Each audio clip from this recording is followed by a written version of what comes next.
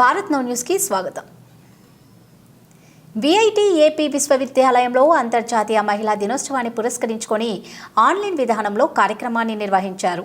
ఈ విశ్వవిద్యాలయాల్లో 30% మంది మహిళా ఉద్యోగులు ఉండడమే ఇందుకు నిదర్శనం.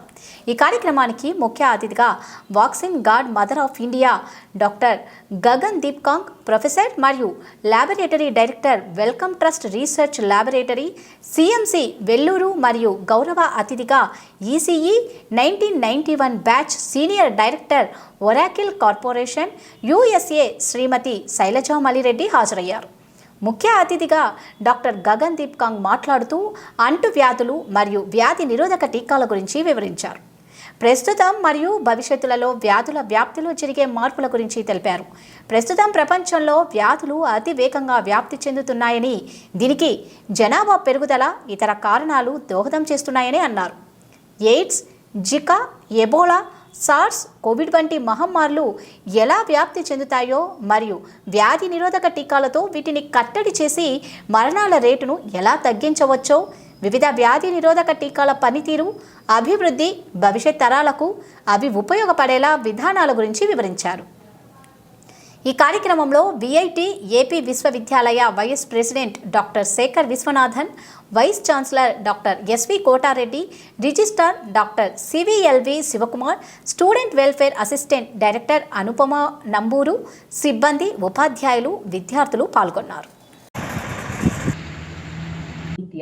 And many such others. Their success stories inspire us to state the gender is a pre-written book. Our actions are the pen and our life is paper. We are so much greater, stronger, kinder to create history and not to be created by it. So this year, challenge oneself to break the convention further. Happy International Women's Day to all.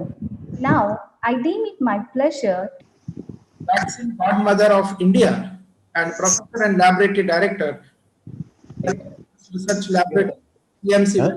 To work towards that goal. After I completed my undergrad at VEC, in those days it was called Vellore Engineering College, I got married and came to California. I continued with my education and pursued a master's in to your girl child, but to your boy child also. So teach him how to cook, teach him how to sew a button, teach her to, correct a leaky faucet. These are life skills that both girls and boys should know, that they will know and they will benefit through their life. So life is not just about, going out in the real world, getting a job and doing something out of it, right? It is also about being able to navigate through the relationships. And others for inviting me to be with you today. I think the talks from Shailja and Sandhya were truly outstanding and probably set the stage for everything that women and men in the audience really should be thinking about, not just on the occasion of International Women's Day, but every day. So switching gears a little bit, I'm going to be talking to you very briefly about epidemics and vaccines, and basically talking about where we were in the past, where we are today, and what the future holds for us. So if we think about epidemic, நல்ல மாதவம் செய்திட வேண்டுமம்மா. It means that all of you cannot be born as a woman or a female. Only those who have done enough tapas, penance, they can be born as a Mangai means a lady. That's what the Tamil poem says. It means that to be born as a woman, you should be gifted, otherwise you cannot be born. I had the opportunity to work with a kind woman, my wife, and two most powerful women of India and the world. The powerful woman of the world was Indira Gandhi in Parliament, and the other powerful woman in the country was Jayalalitha, our Chief Minister, with whom I was a minister. Today we celebrate the International Women's Day. And the world population today is 785 crores, out of which the males constitute.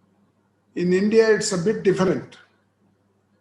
The latest population of India is 139 crores, out of which the males constitute 51.6% and female 48.4%. There is a survey which says that women perform 66% of the world's work. They produce 50% of the world's food. The other one is political power. There, I think Asia took the initiative or lead in giving political power. As a whole, out of 194 countries, only 22 countries have women either as head of the government or head of the state. Asia was the first, Africa was the first country to elect a woman, female, as a prime minister. Srimavu Bandaranaike was elected in 1960. That's the first prime minister of the world. Of course, then came India when Indira Gandhi was elected prime minister in 1966. All others followed later.